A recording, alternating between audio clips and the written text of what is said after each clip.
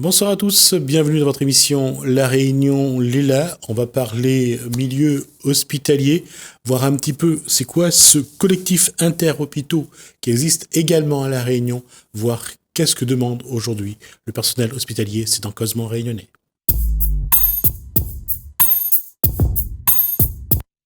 Et pour nous en parler, deux personnes de ce milieu hospitalier. Donc, d'abord, Véronique Boisson, médecin, bonsoir. Bonsoir. Et également Cédric Daïdek, bonsoir également, vous êtes infirmier. Alors, d'abord, c'est quoi ce collectif interhôpitaux ? À vous de... Alors, le collectif interhôpitaux, c'est un collectif qui permet de fédérer en fait des hôpitaux sur un territoire et qui existe au niveau de la Réunion depuis environ un an. Et un peu plus d'un an en métropole, on est à peu près 120 collectifs à représenter. 120 hôpitaux dans le collectif. Alors, il peut y avoir un peu plus, parce que par exemple les hôpitaux de Paris sont nombreux, donc il peut y avoir un collectif sur une structure hospitalière. Donc c'est 120 collectifs alors. Voilà, 120 collectifs. Et qui a pour but de défendre l'hôpital public. Alors défendre l'hôpital public, et je pose la question à Véronique Boisson, ça signifie quoi pour le milieu hospitalier ? Parce que je pense que le public a peut-être une autre vision de cette démarche. L'hôpital public, on insiste bien sur ce mot-là, c'est l'hôpital public, c'est offrir des soins de qualité, des soins pour tous. Et donc, tout le monde a le droit à avoir des soins de très haute qualité, performants, avec de la recherche, de la qualité. Et je distingue bien l'hôpital public des structures privées, parce qu'à l'hôpital public, on accepte tout le monde. Et le patient qui est diabétique, qui est un petit peu malade du rein, un peu malade du cœur, qui a le pied présente une plaie, il va pas à l'hôpital dans des structures privées, parce que c'est des situations complexes, qui prennent du temps, qui se compliquent, et il n'y a qu'à l'hôpital qu'on soigne ce genre de pathologie. Alors, je vais prendre trois points de repère. Avant le Covid, après la démarche qu'il y a eu au niveau du gouvernement pour les hôpitaux, et aujourd'hui. Alors, commençons juste avant le Covid. Quel était l'état des lieux du milieu hospitalier ? Est-ce que c'était ça répondait à la demande, en tout cas aux demandes des professionnels, ou est-ce que les revendications étaient toujours les mêmes et on continue à marteler le pavé pour dire on a besoin de moyens ? En fait, non, avant le Covid, il y avait déjà un gros problème. Les collectifs, notamment Interurgence, qui est le premier collectif qui s'est monté en métropole, parce qu'il y a des gros problèmes, des grosses tensions au niveau des urgences, pointait des problèmes bien plus d'un an avant le Covid. Ensuite, il y a eu le collectif interhôpitaux qui permettait de regrouper plusieurs services et pas que les urgences. Et le problème était déjà là. On a eu 70 000 lits fermés en 15 ans. C'est énorme. Et du coup, une perte de chance et de qualité de soins pour les gens, en fait. Alors, allez-y. Oui, je veux dire, il y a une politique d'austérité très marquée depuis le plan Juppé, depuis 96, surtout depuis 10 ans, depuis 2008, où on demande aux hôpitaux de faire des économies. Donc, en fait, le budget de l'hôpital est en dessous de l'évolution naturelle des dépenses. Donc en fait, on demande à l'hôpital de faire des économies. Donc il y a une véritable politique d'austérité depuis 10 ans. Et si bien avant le Covid, ça faisait plus d'un an que les blouses blanches sortaient dans la rue, et je peux vous dire pour que des personnels hospitaliers sortent dans la rue, c'est que il y a vraiment urgence. Parce que c'est pas du tout dans notre mentalité, c'est que on ne pouvait plus continuer à travailler dans ces conditions-là. On avait l'impression que la personne qui arrive qui était malade, qui est malade, commençait à être moins bien soignée qu'avant. Donc c'est pas du tout acceptable. Il y a eu le début du Covid, de la pandémie, dans cette épidémie. Là, est-ce que le fait qu'il n'y avait plus assez de lits en réanimation, est-ce que ça a été aussi un révélateur de cette évolution du milieu hospitalier français ? Je vais te laisser parler plus sur la réanimation. Oui, en fait, ce qui se passe, c'est que on s'est aperçu qu'on n'avait aucune marge de manœuvre. Donc ça fait un moment qu'on n'a plus de marge de manœuvre, que l'on crie au loup, puisque l'activité augmente, mais le personnel diminue, les lits diminuent, donc le personnel arrive à saturation parce qu'il n'arrive plus à faire face, il n'a pas l'impression de faire son boulot correctement, que justement avec toutes ces économies qu'on demande à l'hôpital, l'investissement est en chute libre depuis plus de 10 ans. Donc, vous voulez réparer, entretenir une voiture, vous savez que quand vous la entretenez régulièrement, elle continue à fonctionner. Quand vous commencez à plus remplacer, ça fonctionne plus. On est un petit peu dans cette situation-là. Donc, le problème était déjà extrêmement aigu et criant bien avant le Covid. Le nombre de lits en réanimation, c'est juste un révélateur qu'on n'a aucune marge de manœuvre. Et d'ailleurs, pour pouvoir prendre en charge les patients qui présentaient le Covid, il a fallu déprogrammer, dire ne plus hospitaliser certaines personnes qui en avaient besoin, et ça commence à poser problème. Et donc, ça montre bien qu'on n'avait pas du tout moyen de faire face. Que faut-il penser des actions qui ont été menées dans les hôpitaux? On a vu, il y a eu quelques manifestations de la part du personnel du CHU de Saint-Denis. À ce moment-là, que revendiquait ce personnel? On parlait des revendications lorsqu'il y a eu une de grève. En fait, c'est un peu mixé. C'est-à-dire que nous, c'est même revendication générale depuis pareil 10 ans, mais là ce sont des syndicats, donc c'est un petit peu différent, même si on peut cohabiter sur l'espace de revendication. C'est l'arrêt surtout de la fermeture des lits et la revalorisation salariale, c'est les deux gros piliers.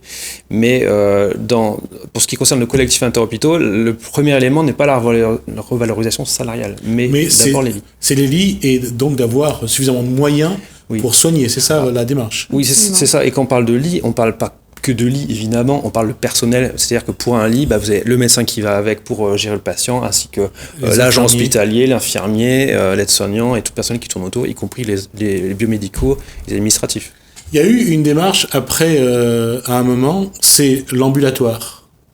Est-ce que le fait de dire que les gens viennent le jour, rentrent chez eux la nuit, est-ce que qu'a proposé le gouvernement, ça a été une réponse à vos revendications? Alors, la réalité, c'est que on a mis l'ambulatoire pour faire des économies.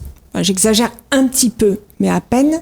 C'est-à-dire que effectivement, c'est toujours, ça peut être porteur de se dire, c'est pas la peine forcément de rester la nuit dans l'hôpital pour faire des bilans type.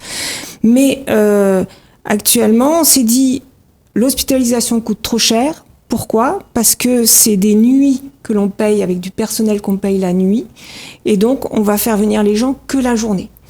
Mais pour ça, il faut faire une étude avant pour savoir qui était éligible à l'ambulatoire. Il faut des gens qui puissent qui puissent revenir facilement à l'hôpital s'il y a un souci. Il faut donc pas être habité trop loin, être motorisé. Il faut pas être trop malade. À La Réunion, on est chez des gens qui habitent des fois très loin, qui sont pas motorisés, et on a des pourcentages de maladies chroniques plus importants, avec notamment le diabète, les insuffisants rénaux, les maladies cardiovasculaires. Donc on n'est pas autant éligible qu'en métropole où il y a des solutions de recours. Donc ce ne sont pas des solutions, c'est des solutions que l'on nous a imposées sans étude au préalable pour justement faire des économies sur le personnel, parce que les économies sur un budget de l'hôpital, la masse du personnel, c'est 60 à 66% du budget. Donc on essaye de voir comment on peut faire travailler moins de personnel. Mais le malade, lui, il a besoin de quoi ? Il a besoin de tout le monde. Il n'a pas besoin de diapositives avec des administratifs qui nous expliquent comment faire fonctionner l'hôpital. L'hôpital, c'est une aide-soignante, c'est une infirmière, c'est une psychologue, c'est un technicien de radiologie, c'est un manipulateur, c'est un blanchisseur. Toute cette chaîne-là est très importante et c'est normal, et tout cela, ça a un coût. Si l'ambulatoire n'est pas la solution pour vous, c'est de nouveau d'ouvrir les lits et d'avoir du personnel ? Oui, c'est ça. Entre autres, le collectif a validé 4 motions, donc 4 axes importants et 4 grandes revendications. Et il y en a un qui est sur justement la qualité des soins et les conditions de soins. Et donc on demande l'arrêt, en tout cas un moratoire sur la fermeture des lits. Il faut que les Réunionnais sachent qu'actuellement, alors je n'ai pas de notion sur la Réunion, mais actuellement en France, on ferme encore des lits alors qu'on est en pleine pandémie. Ça, il y a au moins 1500 lits qui sont en cours de fermeture et projetés, alors qu'on en pleine vague, en pleine seconde vague. Et donc, on veut un moratoire sur ça, et après, chaque discussion, enfin, qu'il y ait une vraie discussion sur chaque fermeture de lit, qu'il y ait un pour et contre pesé, quoi. Que ce soit vraiment, et pas seulement pour une condition d'économie. C'est juste un choix politique d'investir. On investit moins que les pays européens. Et justement, à La Réunion, on subit depuis quelques années ce qu'on appelle le COPERMO. Donc, c'est des structures gouvernementales pour aider les hôpitaux à financer notamment des investissements structurels. Et ils ont regardé un petit peu la copie, ils ont dit vous n'avez pas assez d'ambulatoires. Donc, on est en train actuellement de fermer des lits d'hospitalisation conventionnels pour faire plus d'ambulatoires. Et on est très inquiet de savoir si on pourra faire face et prendre en charge correctement les patients. Et il y a quelque chose quand même à La Réunion qu'il faut voir, c'est que il y a quand même quelques cliniques qui s'ouvrent, quelques structures qui s'ouvrent comme ça, qui donc remplacent un petit peu, enfin qui font le soin et qui s'occupent des malades. Est-ce que pour vous, comment vous voyez cette évolution de donner la place aux cliniques comme ça se fait actuellement à La Réunion? Il y a un besoin, quand il y a un besoin de santé, les cliniques peuvent répondre à ce besoin de santé, mais il ne faut pas que ça se fasse au détriment de l'hôpital. Comme l'a dit Véronique tout à l'heure, on a des spécificités. Les réanimations, vous ne les avez pas dans le privé, tout simplement. Donc si vous saignez l'hôpital public, à un moment donné, la santé des Réunionnais et des Français en général va se dégrader. Et ça, c'est sûr. Donc du coup, bien sûr qu'il y a une part sur le privé, on n'exclut pas du tout le privé. Notre travail est plutôt de dire, on veut valoriser le public, le consolider et le renforcer actuellement. Ce qu'il y a de sûr, c'est que tous les patients ne peuvent pas rentrer et être hospitalisés avec le même niveau de soins dans les structures privées qu'à l'hôpital. Le patient qui a plusieurs pathologies en même temps n'ira pas dans une structure privée. Dans une structure privée, il leur faut des choses très simples, standardisées, et donc on ne peut pas tout soigner à l'hôpital, aux structures privées, loin de là. Alors, ici à La Réunion, avec la direction des différents hôpitaux, est-ce qu'il y a possibilité d'échanger, d'avoir des dialogues, de propositions pour l'instant, ou bien c'est chacun campe plus ou moins sur sa position? Moi, j'ai pas de contact avec les directions hospitalières, les syndicats l'ont, le collectif est assez naissant en fait sur La Réunion, donc je sais pas si toi après avec ton rôle médical, peut-être au sein des CME, tu peux. Ce qu'il y a de sûr, c'est que les directions, il faut savoir les directions générales, elles, entre guillemets, subissent les pressions de l'ARS qui sont une courroie de transmission directe du ministère. Donc ils ont très peu de marge de manœuvre. La réalité, elle est là. Donc c'est pour ça que nous, on interpelle directement les sénateurs et les députés, notamment pour le vote du projet de loi de financement de la sécurité sociale, qui a été voté déjà au niveau des députés. D'ailleurs, beaucoup de députés de La Réunion ont voté contre et on les en remercie. Maintenant, on a refait une demande au niveau des sénateurs, parce que le nerf de la guerre, c'est quand même le financement. Et même si on a l'impression qu'il y a un budget en hausse, il y a une partie du budget qui est liée au surcoût lié au Covid et qui ne correspond pas au fonctionnement habituel, on va dire, de routine des hôpitaux. Et il manque encore 1 milliard pour fonctionner. Donc on va être encore sous-doté. Le gouvernement n'a pas annoncé justement de budget supplémentaire pour... récemment Alors, il y a un budget supplémentaire qui sont liés au surcoût Covid. Ah d'accord, c'est que sur voilà. le Covid. Donc en fait, le budget est toujours un petit peu augmenté parce qu'il y a un pourcentage d'augmentation par rapport à l'évolution naturelle, mais il est encore bien en deçà de l'évolution naturelle. Généralement, le budget, en ce moment, il est toujours voté autour de plus de 2,5%, que l'évolution naturelle des dépenses sont autour de plus de 4%. Donc il y a toujours un delta qui fait qu'on a entre 800 000 et 1 milliard de déficit sur les hôpitaux. Donc il s'est annoncé une augmentation du budget chaque année, sauf qu'en fait, au final, avec le coût de la vie qui augmente, tout ça, le budget ne suit pas. Donc mécaniquement, ils annoncent une augmentation du budget et l'hôpital perd de l'argent. Enfin, ma question va peut-être vous paraître superflue, mais je veux dire, hormis le financement par la sécurité sociale, il n'y a pas d'autres moyens de financement aujourd'hui pour les hôpitaux. Ah non, c'est le financement principal en fait, à moins de faire rentrer une part du privé dans le public. Mais sinon, non. C'est la sécurité sociale, donc les cotisations salariales qui permettent de financer. Alors, quelle va être votre démarche dans les jours qui suivent? Comment allez-vous vous manifester? Comment allez-vous faire connaître un peu plus vos revendications? Alors pour l'instant, on se veut d'être les relais locaux du collectif national. Et donc du coup, on essaie de se faire connaître en se médiatisant en venant chez vous, en venant par les réseaux Facebook et Twitter notamment. Et après, on communique en interne au niveau des hôpitaux. Donc c'est un mouvement qui est un peu naissant sur La Réunion. Et on essaye, on recrute un peu du monde et des bonnes volontés pour ça. On a manifesté déjà aussi bien, je vous entendais parler de Saint-Denis, mais c'est Saint-Denis, Saint-Pierre, l'Est, l'Ouest, on est tous, on a participé depuis plus d'1 an à toutes les manifestations. Donc il y a 33 chefs de service qui ont démissionné. Tout ça, c'est aussi dans le cadre du mouvement du CIH. Donc ça fait quand même 1 an qu'il y a des manifestations qui se mettent en place. On a interpellé aussi effectivement les sénateurs et les députés. Alors, ma question, ça concerne le public. Est-ce que le public est sensible à votre démarche? Est-ce qu'il entend ce que vous dites? Et est-ce que sur les réseaux sociaux, par exemple, vous avez réussi à mobiliser un petit peu, à faire comprendre au public pourquoi cette démarche et combien il est important pour vous qu'il y ait des moyens pour maintenir la qualité de santé? Alors, on a des gens qui nous suivent sur les réseaux, mais je trouve que c'est un petit peu délicat. J'ai l'impression qu'ils ont la tête un peu ailleurs avec le Covid actuellement, ce qui est tout à fait légitime. Mais donc, on essaie de faire un peu de pédagogie, qu'ils expliquent, de leur expliquer les enjeux qui sont derrière. Les enjeux peuvent sembler lointains parce qu'ils ne sont pas forcément concernés directement par un problème de santé à l'hôpital, mais leurs proches, leurs enfants, un jour ou l'autre, de toute façon, on est confronté à l'hôpital. L'hôpital, il n'y a pas d'urgence privée, en fait, tout simplement. Il n'y a pas d'urgence privée, vous pouvez pas aller aux urgences privées, et ça n'existe pas.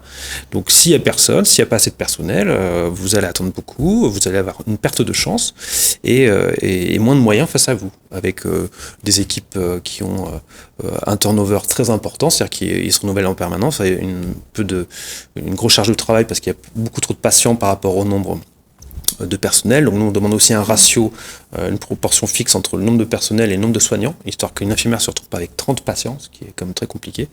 Et donc voilà, j'ai un peu dérivé, mais c'est vraiment c'est vers ça qu'on veut essayer d'expliquer aux gens progressivement, et on aimerait bien qu'ils puissent venir sur les manifestations aussi, en tout cas sur les prochaines à venir.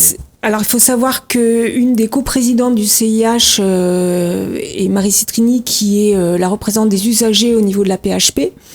Donc notre mouvement, il est apolitique, il est non syndiqué et il rassemble tout le monde. Donc on est ouvert à tous parce que la personne la plus concernée, c'est quand même l'usager.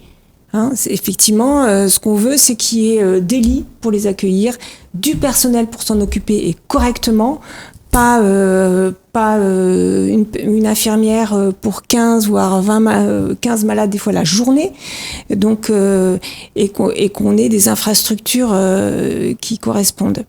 Donc voilà, c'est très simple comme revendication. On avait donc le ratio des lits, on veut des infirmières en nombre, on veut un changement de financement pour qu'on soit pas dans cette démarche marchande de faire de lac pour juste essayer d'avoir des moyens. On veut que les infirmiers, les aides-soignants, les usagers puissent participer au fonctionnement de l'hôpital.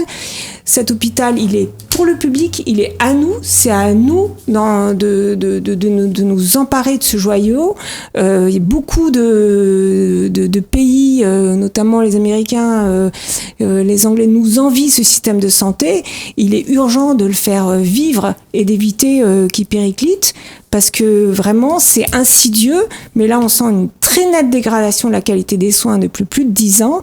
Et si on n'agit pas maintenant, on court vraiment à une très grande perte du service public. Quel va être le prochain mouvement ou la prochaine étape de ce que vous faites là aujourd'hui ? Pour l'instant, il n'y en a pas de fixé à ma connaissance. Je pense qu'on attend la fin le vote ou non du plan de financement de la sécurité sociale.